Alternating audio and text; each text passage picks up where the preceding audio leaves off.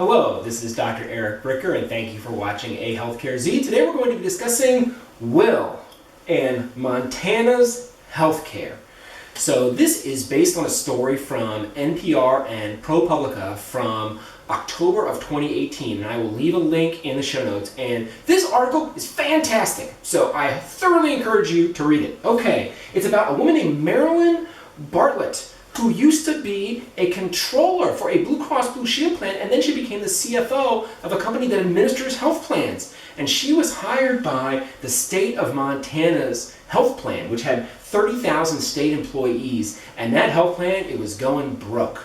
And she made a bunch of changes in anticipation of a July 1 of 2016 plan change. And we're going to talk about what those specific changes were and the results. Okay, what did she do? She went to the hospitals, and she knew, because she had worked for a Blue Cross plan, she knew about the huge variance in the prices that they had. So she went to them and she said, look, we're going to do reference-based pricing. We're going to give you Medicare plus X%, and you're going to take it and you're going to like it. And guess what they said? No, there was huge resistance. So she literally publicly shamed them across the state until she finally got every single hospital in the state to agree to this. And what happened? That ended up saving the plan $15 million in 2018 and even more in the back half of 2016 and 2017. Okay, and oh, by the way, the plan spends about $200 million a year. Okay, great.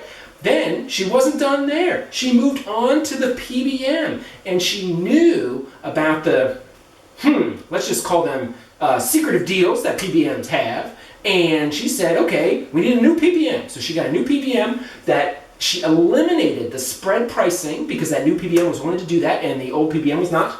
And she got a full rebate pass-through. So as a result of that, she was able to save $2 million per year from the no spread pricing and $3.5 million a year from the increase in the rebate pass-throughs. Okay, so you add up the 15 plus the 2 plus the 3.5, that gets you $20.5 million on $200 million to spend. So that's 10% less. Okay, but that's not the punchline of the story. You can hear stories about reference-based pricing and changing the PBM to decrease spread pricing and to increase pass-throughs, blah, blah, blah. You can hear about that all the time. Here's the point. The point is Marilyn Bartlett. The story here is her. She was 67, and the article says that she was not afraid of ruining her career, and she was not afraid of making people angry. And so we've talked about on these videos before about the Pittsburgh school system, and we talked about John Tornis and Serigraph and the company that solved healthcare, and they all solved their healthcare cost problems in different ways than the state of Montana.